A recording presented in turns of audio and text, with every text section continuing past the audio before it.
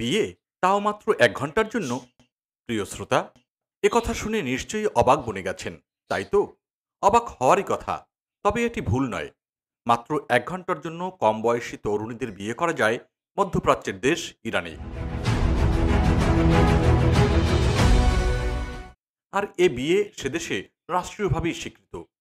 এ ধরনের বিয়েকে বলা হয় মোতাহ বিয়ে। চীনেও একদিনের জন্য বিয়ে করা যায়। এ বিষয়ে বিস্তারিত জানতে ভিডিও শেষ পর্যন্ত দেখুন। ইসলামে যেহেতু পতিতাবৃত্তি বা বিবাহ বহির্ভূত শারীরিক সম্পর্ক হারাম, তাই এ ধরনের বিয়ে চালু রয়েছে ইরানে।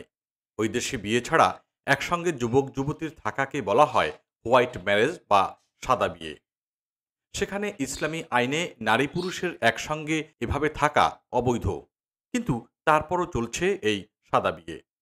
ইরানে অনেক যুগলই তাড়াহুড়ো করে বিয়ে করতে চান না। এর মূল কারণ হচ্ছে দেশটির ক্রমবর্ধমান বিবাহ বিচ্ছেদের হার। কারণ দেশটিতে প্রতি ৫টি বিয়ের একটিতেই বিচ্ছেদ ঘটে।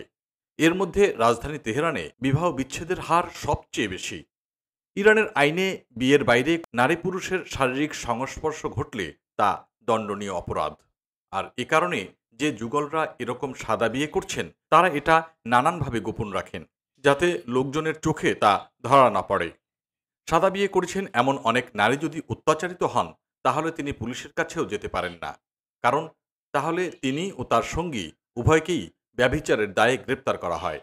তবে ইরানের তরুণ প্রজন্মকে বিয়েতে উৎসাহিত করতে চালু হয়েছে হামদানের মতো ডেটিং অ্যাপ। বিয়ের প্রাথমিক খরচ মেটাতে সুদমুক্ত ঋণও দেয়া হচ্ছে ইরানে। শুধু তাই নয়, বিয়ে নিয়ে বিচিত্র আচার প্রচলিত আছে সেখানে।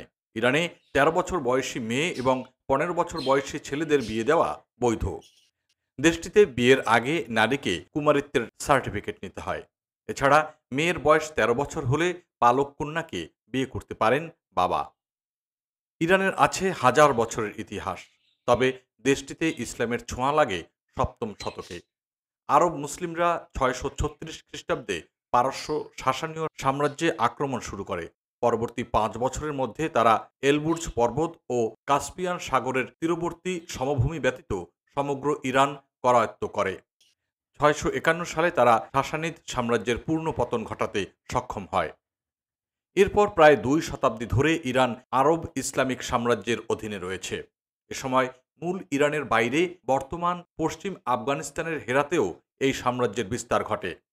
ইসলামের খলিফারা প্রথমে মদিনা ও পরবর্তীকালে সিরিয়ার দামেস্ক ও শেষ পর্যন্ত ইরাকের বাগদাদ থেকে ইরান শাসন করতেন। এবার বলছি চীনের প্রসঙ্গ। জানা গেছে এ ধরনের বিয়ে শুধু ইরানেই নয়, চীনের হুবেই প্রদেশেও ঘটছে প্রতিনিয়ত। চীনে দারিদ্র্যের কারণে যারা বিয়ের সময় পুত্রবধূদের উপহার ও অর্থ দিতে পারেন না, তাদের বিয়ে হয় না। এমন পরিস্থিতিতে সেখানকার ছেলেরা এক অনন্য পদ্ধতিতে বিয়ে করে। আর সেভাবেই তারা বিবাহিত হিসেবে স্বীকৃতিও পায় সমাজে। প্রধানত এই প্রদেশের গ্রামাঞ্চলে একদিনের বিয়ে হয়। সেখানে বিয়ে হয় মাত্র ২৪ ঘন্টার জন্য। আর এটি হয় অত্যন্ত গোপনীয়ভাবে। গত ৬ বছরে এই প্রবণতা দ্রুত হারে বৃদ্ধি পেয়েছে। কিছু অঞ্চলে এমন প্রথাও আছে যেখানে কোনো পুরুষ অবিবাহিত থাকলে মৃত্যু পথেও তার বিয়ে দেওয়া হয়। আর যেসব মেয়ে একদিনের জন্য কনে সাজেন, তাদেরকেও দেওয়া হয় অনেক টাকা এবং উপঢৌকন।